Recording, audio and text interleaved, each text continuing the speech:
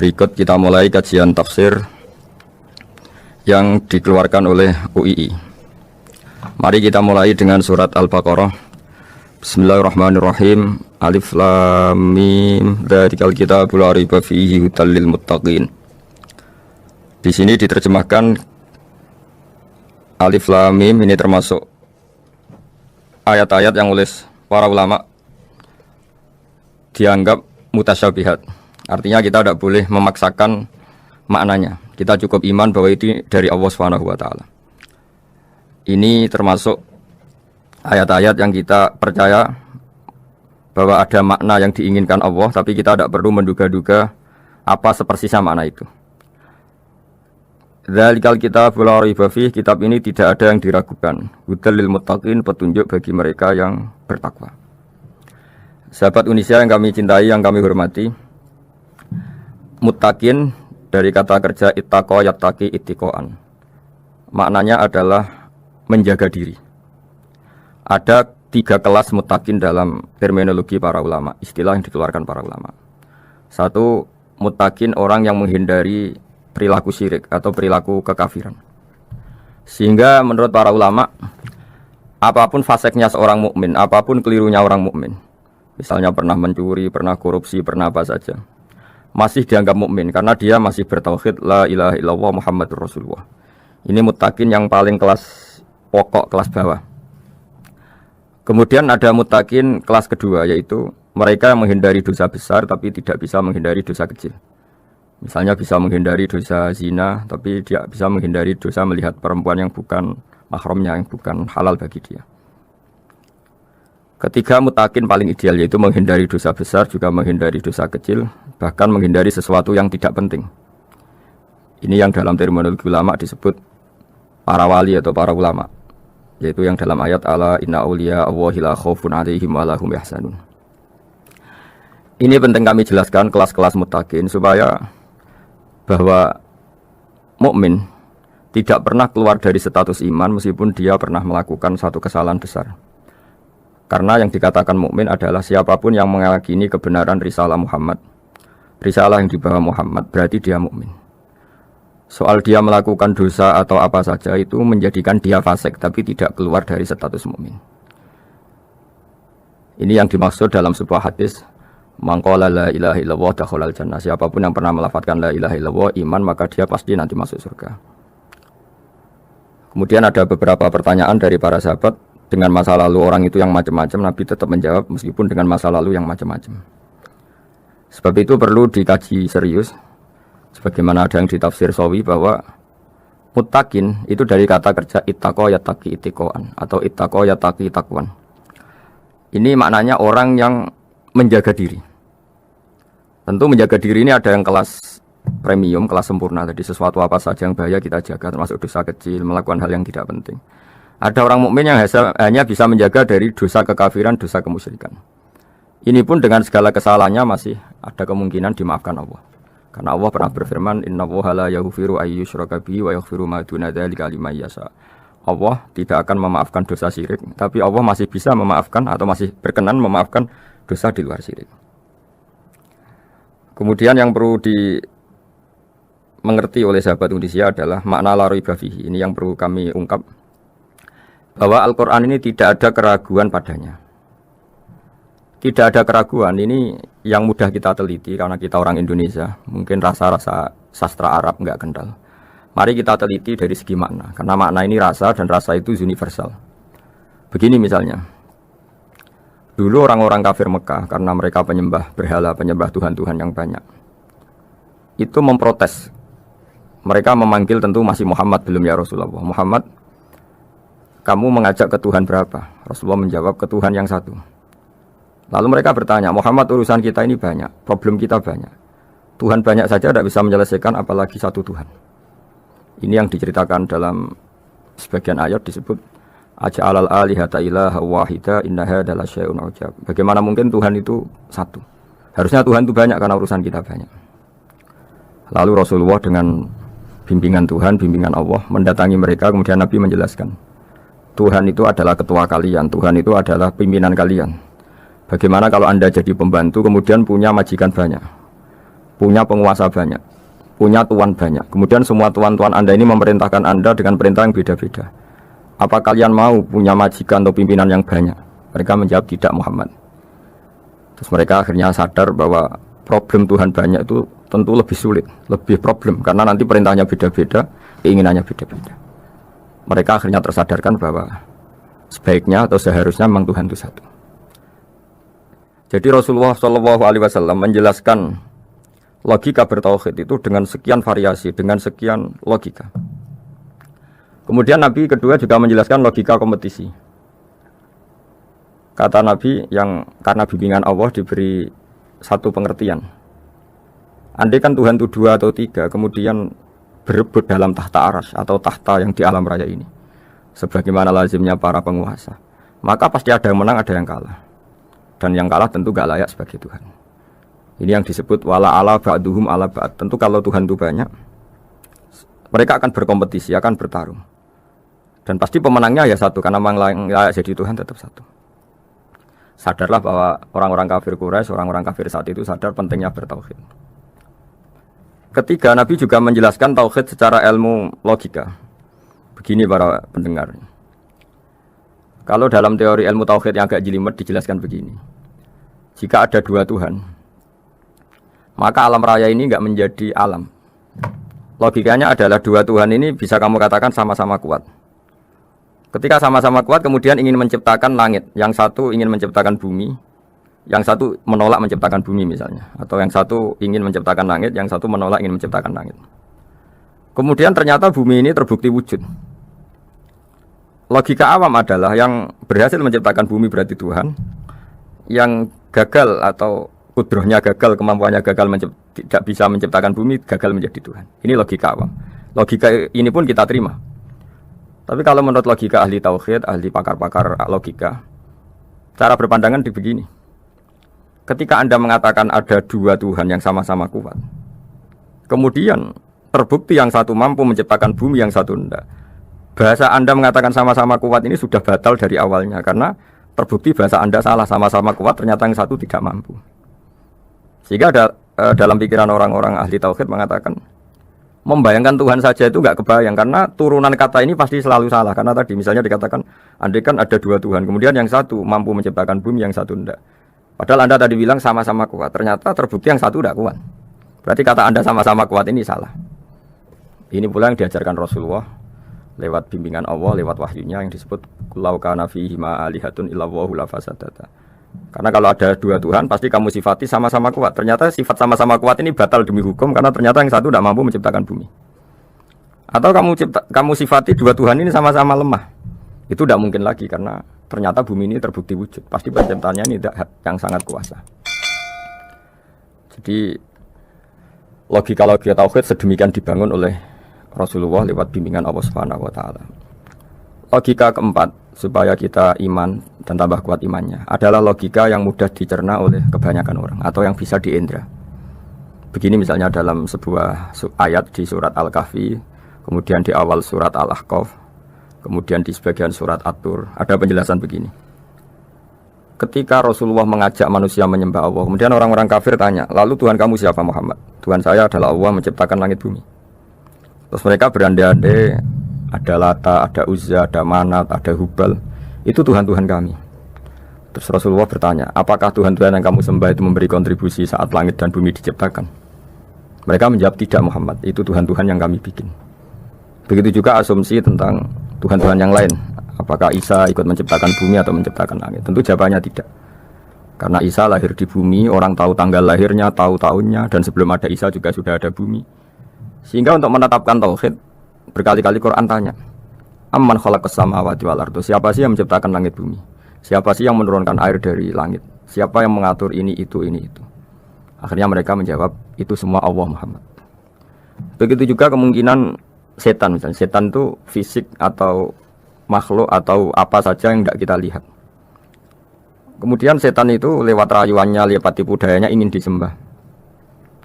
Kata Allah menjelaskan ini, ma asyadduhum khalqas samawati wal ardi wala khalqa anfusihim. Kamu tidak perlu takut sama setan atau apalagi menuhankan setan.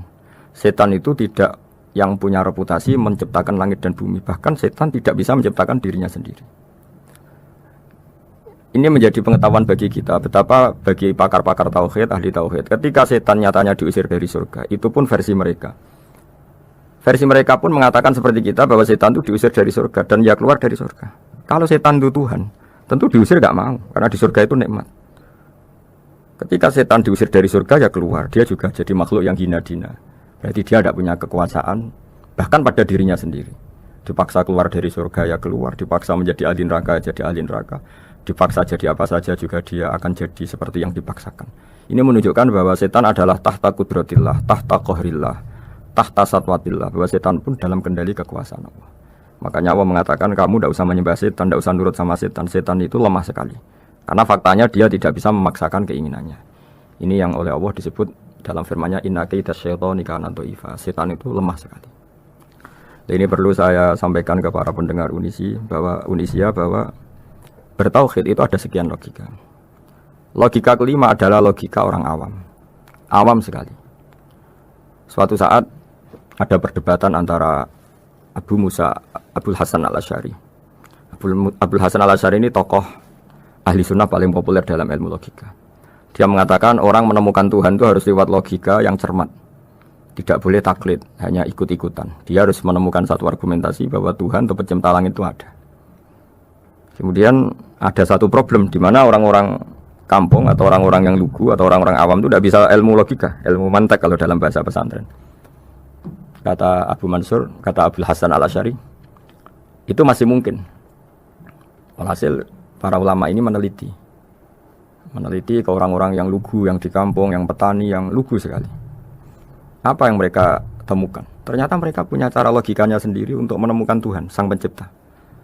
Pernah suatu saat ada seorang petani lugu biasa menggembala unta, ditanya, Bima aruf tarubak, lalu kamu yang petani ini yang hanya ngurusi sawah, ngurusi ladang, dengan cara apa kamu tahu kalau Tuhan itu ada? Si petani tadi marah besar dan dia mengatakan, al-ba'ratu tadullu alal ba'ir wa asarul aqdam yadullu alal masir. Kata petani tadi, yang namanya ada kotoran unta pasti ada untanya. Yang namanya ada jejak kaki pasti ada yang barusan lewat. Artinya kalau ada makhluk pasti ada pencipta. Ini logika awam yang mudah. Kita tidak mungkin mengatakan bumi ini pencipta, mengatakan matahari pencipta. Kelihatan sekali kebendaannya, kelihatan sekali bahwa bumi matahari tidak punya ikhtiar, tidak punya kekuatan. Kelihatan sekali sifat-sifat kemakhlukannya. Jika benda-benda ini karuan makhluk, pasti menunjukkan bahwa ada penciptanya, ada kholiknya. Dalam logika Bedui tadi, si Bedui tadi, kalau ada kotoran sapi, pasti ada sapinya. Meskipun sapinya sudah sekarang nggak terlihat, mungkin sudah jalan kemana.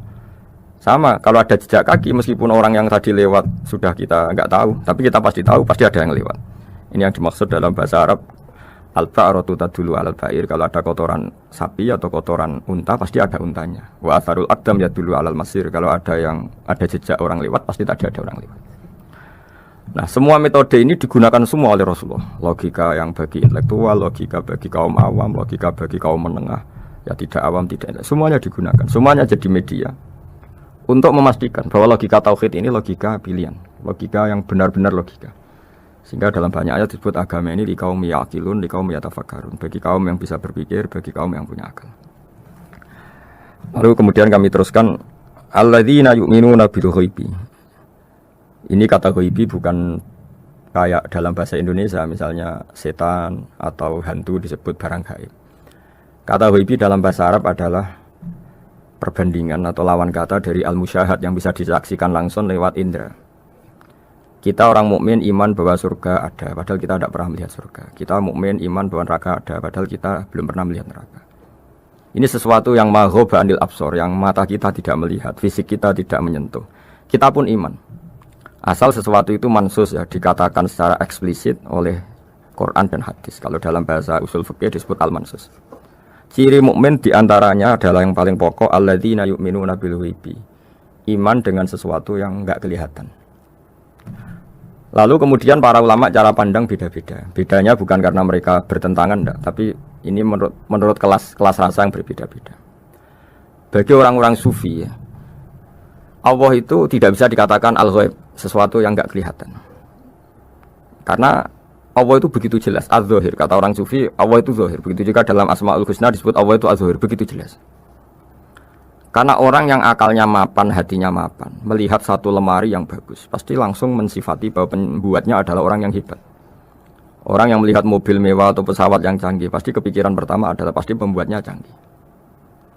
Sehingga eksistensi pembuat pesawat itu adalah orang hebat, itu langsung tertanam ketika melihat pesawat itu hebat. Bagaimana mungkin seseorang ragu akan kehebatan pembuat pesawat ketika melihat detail-detail pesawat? Pasti langsung kepikiran kalau pembuatnya itu hebat. Memutuskan bahwa pembuat pesawat hebat itu tidak harus ketemu yang membuat, juga tidak harus melihat. Tapi akal kita pasti meyakini pembuatnya itu hebat. Berarti keputusan menyimpulkan bahwa pembuatnya hebat adalah az-zahir begitu jelas. Begitu juga langit dan bumi, matahari semuanya tertata rapi. Air dengan fungsi manfaat yang sebegitu hebat, oksigen, semua tanaman, buah-buahan. Meskipun kita tidak pernah melihat Tuhan, tapi akal kita, nurani kita pasti berkeyakinan dan tahu betul pasti pembuatnya itu zat yang super hebat, super bijaksana. Sehingga dalam kategori ini Allah tidak bisa dikatakan suatu yang enggak tersentuh, yang enggak terjangkau. Allah itu az-zahir begitu jelas. Sehingga di antara Asmaul Husna disebut az-zahir. Sebab itu saya menganjurkan atau saya punya saran bahwa alladzina yu'minuna bil ghaibi itu contoh paling mudah itu kayak surga, kayak neraka. Kalau Allah sendiri itu az-zahir, mudah diketahui. Karena tadi orang yang melihat pesawat canggih pasti saat itu juga berkeyakinan dan itu pasti benar, pasti pembuatnya juga canggih. Nah, di sini disebut alam raya ini ayat, semuanya itu bukti kekuasaan. Dalam syair-syair orang sufi masyhur sekali itu wa fi kulli syai'in lahu ayatun yadullu ala annahul wahidu. Setiap sesuatu kejadian di alam raya adalah bukti keesaan Allah, bukti eksistensi Allah Subhanahu wa taala. Sehingga dalam satu kisah, normalnya orang itu paling tahu itu dengan dirinya sendiri, karena dia adalah dia. Tapi kalau Imam Sibawayh, seorang pakar nahwu, mengatakan a'raful ma'arif Allah, di alam raya ini yang paling mudah dikenali itu ya Allah pencipta. Karena andai kan kita sendirian di hutan, kemudian kita mulai punya akal, kita mungkin tidak tahu diri kita ini siapa. Tapi setidaknya kita langsung menyimpulkan bahwa kita tidak bisa menciptakan diri kita sendiri.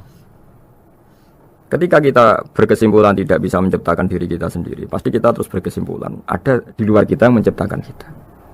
Nah, sebab itu kenapa sifat mencipta ini yang pertama kali dikenalkan oleh Allah kepada nabinya untuk dikenalkan kepada umatnya, yaitu disebut Iqra bismi rabbikal ladzi khalaq. Muhammad, bacalah dengan nama Tuhanmu. Sifat Tuhan yang paling mudah dikenali oleh siapapun adalah sifat pencipta. Karena ketika seseorang yakin dia lahir sudah ada bumi, dia lahir sudah ada langit, dia pasti akan tahu bahwa dia ada penciptanya. Sehingga paling mudah mensifati Allah atau mensifati Tuhan adalah bismi rabbikal ladzi khalaq. Terus kemudian di antara ciri orang baik adalah wa yuqimunas shalat. Kemudian beriman kepada yang gaib, menegakkan salat. Kata menegakkan adalah dari kata menjaga aturan-aturan atau sesuai aturan-aturan salat. Kita tahu dalam salat ini ada beberapa syarat yang harus dipenuhi. Misalnya harus wudu, harus suci di tempat yang suci. Terus ada syarat-syarat dalam internal salat, dia harus baca Fatihah, harus tumakninah, macam-macam. Itu eksistensi definisi salat. Kemudian kata berdiri juga diartikan para ulama, eksistensi salat harus diketahui secara publik, secara sosial. Karena sesuatu itu punya eksistensi kalau jadi konsensus atau diakui oleh publik. Di sini agama mewajibkan salat jamaah. Kata banyak ulama, jamaah itu fardu kifayah, bahkan ada yang mengatakan fardu ain. Harus dijalankan orang banyak secara massal dan harus di tempat yang terbuka. Sehingga kata para ahli fikih, andaikan ada orang jamaah di dalam rumah tidak diketahui oleh banyak orang, belum mencukupi atau belum menggugurkan kewajiban jamaah. Sehingga eksistensi sholat harus diketahui secara publik. Sehingga dulu Rasulullah itu kalau sholat ya di masjid dan masjidnya terbuka. Sampai sekarang kita pun menyaksikan semua umat Islam kalau sholat di masjid yang terbuka. Sehingga dunia non-muslim pun tahu bahwa dalam Islam ada ritual, ya, ada ibadah yang bernama sholat. Hikmah kedua, dengan cara terbuka seperti ini, sholat itu menjadi gak pernah rubah mulai zaman Nabi sampai kiamat. Dengan tradisi jamaah, berarti kaifiyah atau cara sholat ini permanen. Bapak kita sholat ya seperti itu, imam seperti itu, anak cucu kita akan meniru kita ya seperti itu. Sehingga gak ada varian-varian yang hanya berdasar subjektivitas musolli yang sholat. Taruh saja kita misalnya jadi seorang sufi yang baru takut sama Allah atau baru usul kalau dalam bahasa sufi. Kemudian kita sholat sendiri di rumah, mungkin dengan gaya menangis, terseduh-seduh macam-macam. Ini tentu tidak baik sebagai standar sholat. Begitu juga ada anak atau pedagang yang kesusu atau tergesa-gesa kemudian sholat hanya sekian 2 menit 1 menit. Ini juga agak baik. Meskipun itu boleh dilakukan individu-individu. Tapi kalau dalam sholat jamaah orang harus manut imam dan ada standarnya. Misalnya tumanina itu biqadri subhanallah. Jadi ada ukurannya. Ini penting saya utarakan bahwa hikmah jamaah itu bukan sekedar dapat pahala 27 kalau sendiri dapat pahala 1 itu enggak. Tapi ini menjaga eksistensi sholat supaya ya seperti ini terus sampai kiamat. Sehingga orang Indonesia atau orang Afrika, orang mana saja itu ketika haji atau ketika saling berkunjung di negara lain itu enggak akan kaget dengan cara-cara sholatnya karena seluruh dunia kaifiyahnya caranya sama. Ini semua barokah dari jamaah. Maka Rasulullah itu enggak banyak ngendikan tentang caranya sholat. Beliau yang ngendikan shollu kama ra'aitumuni usolli. Sudahlah kamu pokoknya makmum saya. Nanti caranya kamu sholat sama seperti saya seperti ini. Sehingga kata menegakkan sholat adalah bisa kita tegakkan kalau kita aparat negara ya bikin-bikin aturan supaya eksistensi sholat enggak terganggu. Kalau kita seorang kultural juga mensuasanakan sholat. Dan supaya kefiahnya atau caranya sholat ini benar kita tradisikan jamaah. Sehingga anak kecil ngikuti yang besar, yang bodoh ngikuti yang pinter dengan satu cara. Itu barokahnya jamaah. Sehingga wa yuqimuna sholat itu sholat kita dirikan baik secara personal dengan cara-cara tumaknina, kita suci di tempat yang suci. Maupun kita tegakkan, kita maklumatkan, kita jadikan konsensus bahwa sholat ya seperti ini. Sehingga ada khayal-khayal lagi dalam Islam. Misalnya nyuwun sewu ada aliran yang mengatakan ya kalau Tuhan itu kan enggak bebas arah, bebas tempat. Terus dulu pernah ada orang sesat sholat sampai 4 rakaat 4 arah, alasannya Tuhan itu tanpa arah. Enggak akan terjadi seperti itu. Karena ijma'nya umat Islam, konsensus umat Islam akan menolak faham yang seperti itu. Jadi saya mohon sekali ini pentingnya jamaah. Dengan jamaah maka caranya sholat, cara meyakini madhab kiblat dan sebagainya terjaga ila yaumil qiyamah sampai hari kiamat. Terus sifatnya orang mukmin lagi wa mimma razaqnahum yunfikun dan menafkahkan sebagian rezeki yang kami berikan. Ya ini termasuk zakat, sedekah. Jadi ada sebuah riwayat mengatakan inna fil mali haqqon. Harta itu ada haknya yaitu zakat. Tapi ada juga saran inna fil mali haqqon siwa zakat. Di luar keharusan zakat juga ada hak-hak kita untuk memberikan sebagian rezeki kita. Taruh saja misalnya saya punya uang 10 juta. Secara nisab zakat belum sampai 1 nisab karena 1 nisab itu sama dengan nilai 84 gram emas. Itu kalau diuangkan kalau 500 ribu ya sekitar 42 juta. Tapi kita sebelum punya 1 nisab pun tetap ada keharusan mengeluarkan sebagian. Yaitu tentu dalam fikih kita wajib mengeluarkan uang untuk anak kita, untuk istri kita. Itu yang wajib-wajib. Kemudian ada sosial kita nyumbang masjid, nyumbang yatim piatu macam-macam. Sehingga kata para ulama ciri utama mukmin diantaranya adalah melakukan zakat, baik zakat yang fardu maupun zakat yang sunat. Karena kata zakat itu dimaknai fardu sebetulnya definisi para ahli fikih untuk membedakan zakat yang wajib dengan sedekah. Tapi sebetulnya zaman dulu enggak ada seperti itu. Zakat itu maknanya bersihkan harta. Sedekah dari kata sedekah bukti benarnya iman. Jadi sedekah dari kata dari kosakata sedekah yasduqu sidqan, sesuatu yang membuktikan kita loyal itu disebut sedekah. Kita nikah, mas kawin di bahasa Arab kan sedekah dari kata sedekah juga. Kita bukti iman, loyal, kita sedekah. Bukti bahwa kita teman akrab disebut siddiq atau sodik. Kalau dalam bahasa Arab teman namanya juga sodik karena cara bertemanan secara benar, secara loyal. Sehingga wa mimma razaqnahum yunfikun ini ya memasukkan zakat yang dalam terminologi fikih yaitu zakat yang zakat al-wajibah atau zakat yang dengan makna lughat yaitu ya artinya asal membersihkan harta kita entah lewat zakat, sedekah, hadiah kepada orang-orang yang kita hormati semuanya juga masuk dalam definisi zakat atau wa mimma razaqnahum yunfikun. Kemudian sifat terakhir dari orang muttaqin adalah walladzina yu'minuna bima unzila ilaika wa ma unzila min qablika bil akhirati hum yuqinun ulaika ala hudam mir rabbihim wa ulaika humul muflihun. Di sini diterjemah mereka yang beriman kepada kitab yang kami turunkan kepadamu dan yang diturunkan sebelum kamu. Ini kata yang diturunkan sebelum kamu penting sekali karena ciri utama Nabi adalah dia tidak pernah beda dengan Nabi sebelumnya. Karena kebenaran tauhid pasti tunggal. Nabi-nabi dulu pasti mengajarkan tauhid, hanya menyembah Allah. Enggak mungkin Nabi berikutnya kemudian bikin ajaran baru dalam tauhid. Sehingga andai kan semua kitab Injil Taurat itu masih versi yang orisinil, pasti enggak ada yang beda dengan Quran. Karena ciri utama kebenaran adalah iman dengan Quran dan iman kepada kitab yang diturunkan sebelum Al-Quran. Wabil akhirati hum yuqinun, mereka juga yakin akan datangnya hari akhir. Itu bisa disebut yaumul ba'ts. Terus ketika semua kriteria itu terpenuhi baru ulaika ala hudam mir rabbihim wa ulaika humul muflihun. Mereka itulah yang berada pada petunjuk Allah dan merekalah orang-orang yang berbahagia. Para pendengar sahabat Indonesia, semoga kajian ini bermanfaat. Dan ini mulai ayat 1 sampai 5 dalam surat Al-Baqarah, yaitu surat yang dalam tartibnya mushaf nomor 2 setelah Fatihah.